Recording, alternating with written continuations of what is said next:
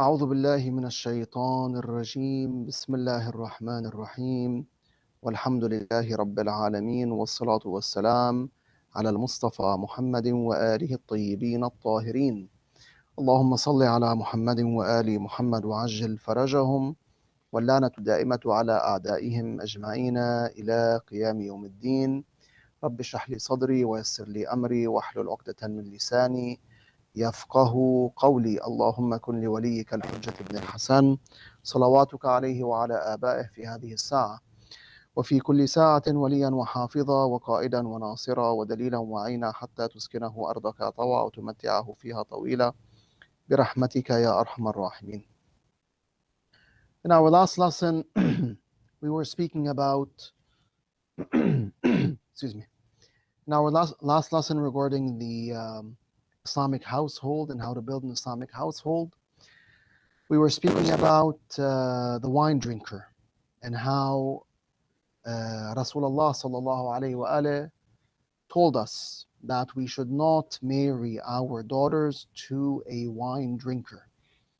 Now we said that the ahadith narrations that speak about this issue, excuse me, the narrations that speak about this issue teach us at least two vital points. Number one, they teach us that drinking wine is a big crime that should not be belittled by the Muslims or by human beings. And so if someone is a wine drinker, then the father should absolutely refuse the proposal of that someone when he asks for that man's daughter's hand. Number two, we understand that this was one of the tactics used by Rasulullah sallallahu alaihi wasallam to push people away from drinking wine. The people of Jahiliyyah, as you may know, they had the habit of drinking wine. And unfortunately, up until today, many people, a significant amount of people, drink wine. Even certain Muslims. God forbid, it's very, upsetting, very sad to say, even certain Muslims and even certain, people who believe in Ahlul Bait, what we call Shias, drink wine. Obviously, you're not a Shi'i. You're not a true Shi'i if you are drinking wine. You might be a Shi'i in the sense that you believe in Ahlul Bait alayhim salam. But you're definitely not a Shi'i in the sense of someone who follows the footsteps and the teachings of Ahlul Bait salamullah alayhim if you have that hideous habit. If you are wine, God forbid. So when Rasulullah sallallahu alayhi wa teaches people that if a wine drinker comes to you and asks for your daughter's hand, you should refuse his proposal, this is a tactic. This was a tactic used by Rasulullah sallallahu alayhi wa to push people, especially Muslims, away from drinking wine, God forbid. Today, inshallah, with the limited time we have, we're going to shed light on a few other traditions regarding the right husband. Who is the right husband? Who should I marry my daughter to? And so we have two traditions that I want to share with you today. The first one is extremely important. In fact, all traditions of Ahlul Bayt are important. But this one specifically is super important and sensitive. This one is found in Wasa'il al-Shia. Al-Hurr al-Amili, rahmatullah alayh, cites the book Al-Amali for Shaykh al-Tusi, rahimahullah. He mentions the chain of narrators, which goes back to Imam al-Rida alayhi salam, our beloved Imam al-Rida, who says that his forefathers said, alayhi salam, that the Messenger of Allah sallallahu alayhi wa said. I'm going to mention the narration and I'm going to give you the literal translation. Then we'll explain what the Prophet means, sallallahu alayhi wa alayhi. So firstly he says, An-nikahu riq. An-nikahu riq means what? Who can tell me? An-nikahu riq. Nikah means marriage, but riq means what?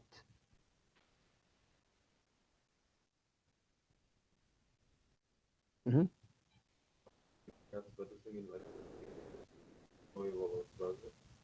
No. Yeah, it's actually the opposite. The word riq, it's not something else. Mm.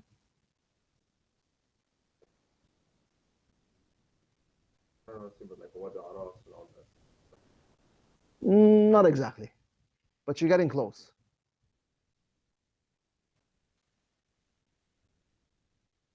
Riq means slavery.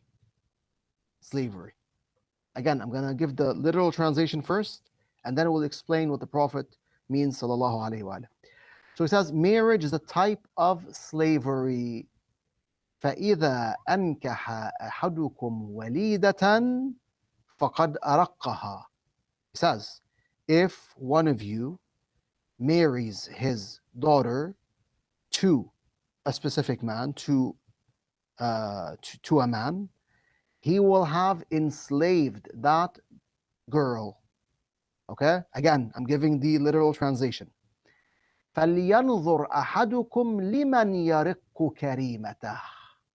It says, so let each one of you men, each one of you fathers, let him choose the husband of his daughter carefully, because he is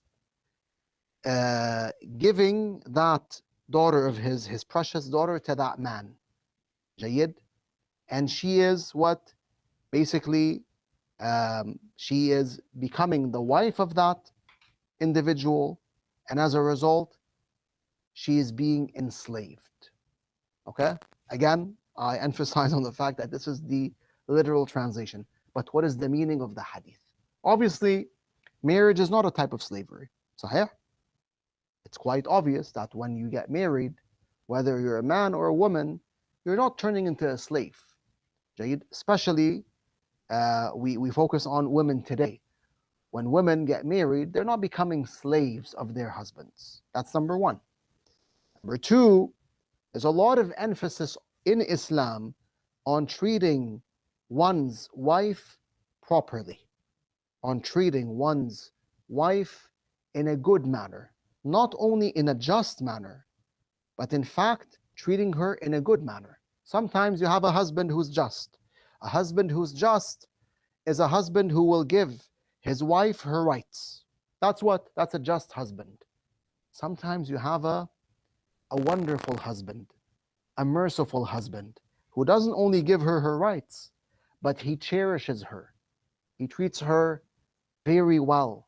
He makes her happy. He makes her rejoice. Does Islam want us to treat our wives in such a manner? Of course. Islam emphasizes on 2 points. It emphasizes on the good treatment of a wife towards her husband and the good treatment of a husband towards his wife. It tells women to treat their husbands very well, but at the same time, it also tells men to treat their wives very well. Rasulullah sallallahu alayhi wa alayhi was known for this. Rasulullah sallallahu alayhi wa alayhi wasallam, he supported women's rights. He came in an era in which ladies were deprived of the most basic right, which is the right to breathe, the right to live. Baby girls were being buried in the era of Rasulullah sallallahu alaihi wasallam as they were alive. This was the hideous habit known as wa'd al-banat. And the Prophet sallallahu alaihi wasallam stopped that habit. He forbade it and he stopped it.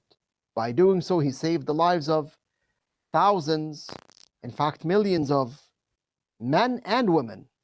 He saved the lives of thousands and millions of women and also men, because the women who were saved later on became what? They became mothers. and grandmothers and great-grandmothers. And obviously they had what? A progeny. And in that progeny, you found males, you found sons, grandsons, great-grandsons, etc. So all those humans were saved by the one and only Muhammad ibn Abdullah sallallahu alayhi wa alihi wasallam. Rasulullah also confirmed that women had other rights. Rights regarding inheritance, rights regarding their dowries, rights when it came to how they should be treated by their husbands, etc. Islam focused a lot on the rights of women, and it defended women, and it does defend them up until today. So Rasulullah sallallahu alayhi wa alayhi doesn't want us only to be just men, just husbands. He wants us to be good, wonderful husbands who treat their wives, their women, in a good manner, in a nice manner, in a wonderful manner. Tamam? That being said, we come back to the narration of Rasulullah when he says, النكاح رق فإذا أنكح أحدكم وليدة فقد أرقها فلينظر أحدكم لمن يرق كريمته. Why did he say that marriage is a type of slavery? Why? The meaning that we can derive from this narration, or at least one meaning, one correct meaning, is the following. We know that divorce in Islam is in the hands of who? The husband or the wife? The husband. Jayyid. Divorce in Islam is in the hands of the husband, not the wife. The wife cannot divorce herself. She can ask the husband to divorce her, but he has to perform the divorce. Or someone who is authorized by him to represent him in his divorce can do that. So for example, he can authorize his own wife to carry out the divorce on his behalf, and she can in that case, provided that she carries out the divorce in the right way, meaning all of the conditions of the divorce are fulfilled, and provided that she's actually authorized by her husband to represent him in his divorce, then she can do that.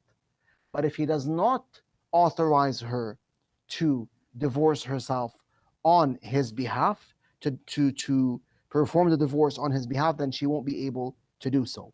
Long story short, divorce in Islam is in the hands of the husband. Before the lady gets married, in order for her to get married, in order for the man to get married, what needs to happen is a aqd. A marital contract must take place. The marital contract is two-sided. Two-sided means what? It means if the man does not accept to perform the contract will not happen. And if the woman does not accept for the contract to take place, it will not happen. Usually, the contract is initiated by who? Who can tell me? The woman. It's initiated by the woman. She initiates the contract.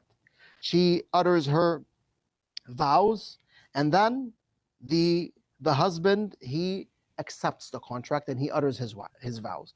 Now, in many cases, for one reason or another, there's someone who represents the lady, who represents the girl in her marriage, like a sheikh or a sayyid. So he does her part of the contract on her behalf, and then the husband, he does his part and he utters his vows, and the marital contract takes place. With divorce, it's different. It's not a contract. It's not two-sided. What do you mean it's not two-sided? Doesn't it affect two people? Yes, it does. But it's only one-sided. The husband, based on Islamic law, is the one who performs the divorce. Hence, it's not called a aqd in Islam. It's called what? An iqah. An iqah. Now, obviously, there's a reason, or there are multiple reasons, why Allah subhanahu wa ta'ala placed divorce in the hands of the man, not in the hands of the woman. Or He did not place divorce in both of their hands. Bear in mind that, as we said, A woman is able to be the wakil of her husband. Based on Islamic law, a lady is allowed to ask her husband to authorize her to be his representative in their divorce and to perform the divorce on his behalf. She's allowed to ask him that, but it's his choice whether he actually authorizes her or not. He can accept to authorize her, and he can say, no, I don't want to authorize you to be my representative in the divorce. And that authorization can be given to the lady at the time of the aqd. It can be placed as a condition in the marital contract, and it can be given to her after the marital contract. All right, I'm just giving you this information to be more aware of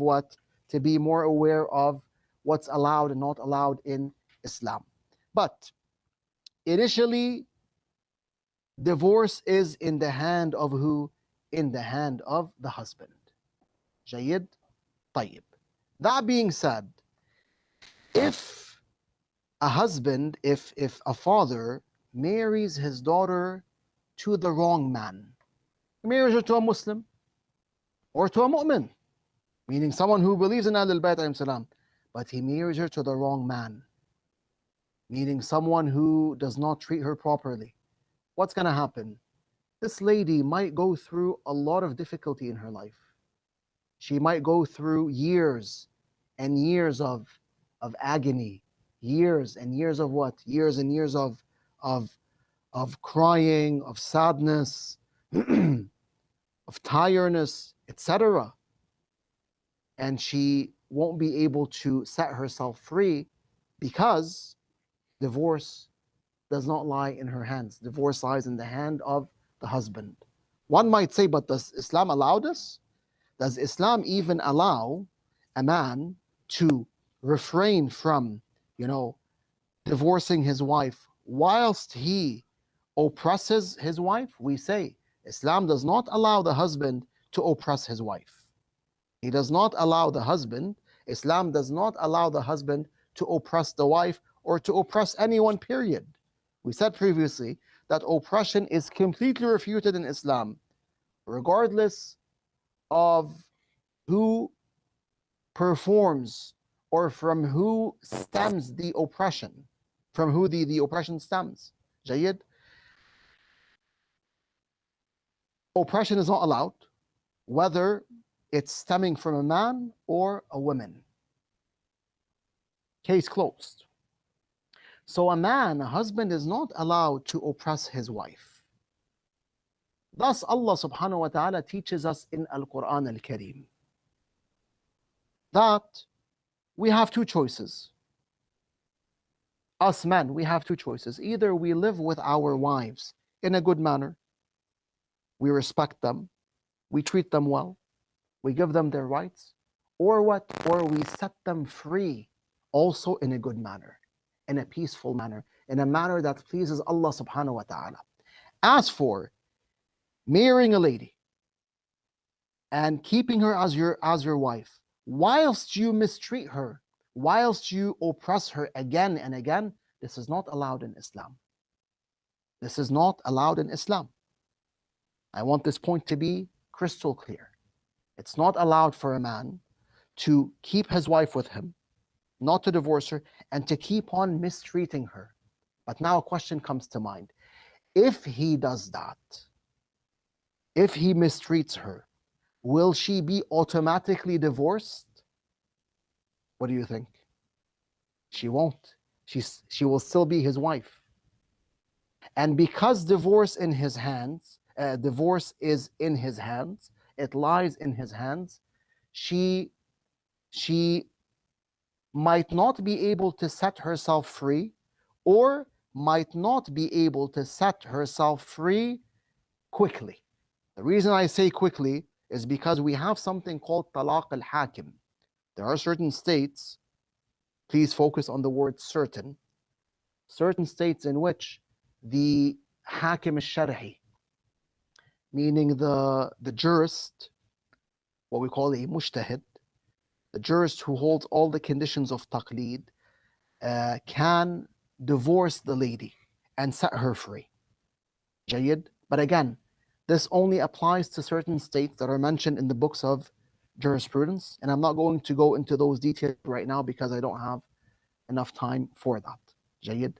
But if a lady actually resorts to al-hakim al-shar'i, the mujtahid that holds all of the conditions of what? All of the conditions of taqlid. And, she tells him about her issue with her husband, that she's being mistreated, etc. And at the end, al-hakim al-shar'i gets to a point where he himself divorces her and sets her free. In order for him to do that, a good amount of time will pass. Why? Because he needs to look into the issue. He needs to find out whether whatever she's saying, for example, the issue that has arisen, he has to look into that issue. He has to see what's going on. Is he even able to execute talaq al-hakim, meaning to perform talaq al-hakim, or not? So a good amount of time will pass until al-hakim al-shari is actually able to set her free. جيد. So in order for the lady to be protected from all of those headaches, in order for her to be protected, or say to be closer to be protected from those headaches, what does the Prophet say, sallallahu alaihi wasallam? He says, do not marry your daughter to any random man. Even if that man is Muslim, yes, even if he's Muslim. Even if that man is a believer, yes, even if that man is a believer. Choose the husband of your daughter carefully. Because if you choose the right man, the faithful man, the pious man, the man of morals for your daughter, Jayid, if he ends up hating her for some reason, if they don't get along for some reason, then you can rest assured that he will not, oppress her, as Imam al-Hasan said, alayhi salam, and he will not continuously mistreat her whilst he keeps her as his wife. That individual will do one of two. Either he'll treat her in a fair manner and he'll give her her rights. Yes, they might not have the happiest life, but they'll have a good life, right? He won't mistreat her, he won't oppress her. Or he'll set her free in a good and peaceful manner. After this explanation, I think we can understand why the Prophet said, sallallahu alaihi wasallam, that marriage is a type of slavery. فَإِذَا أَنْكَحَ أَحَدُكُمْ وَلِيدًا فَقَدْ أَرَقَّهَا. And he tells the people that when you marry your daughters to men, to men, you are basically enslaving them. That's what he meant to say, sallallahu alaihi wasallam. That's what he meant to say. فَلْيَنْظُرْ أَحَدُكُمْ لِمَنْ يَرِقُّ كَرِيمَتَهُ. And so he says, make sure that you look at the person. You look at the person to whom you are marrying your daughter. Looking at him means what? It doesn't mean that you physically look at him. No. It means you analyze that individual. Who is he? Is he faithful or not? Is he trustworthy or not? Can I trust him with my daughter or not? So on and so forth. So make sure that you marry your daughter to the right man. By doing that, you can be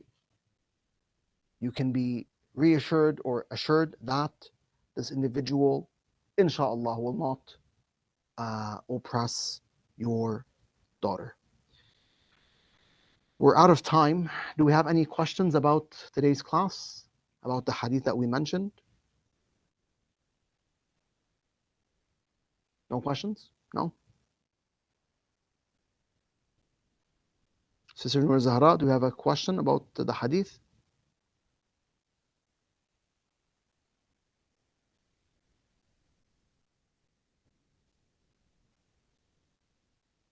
Jayt.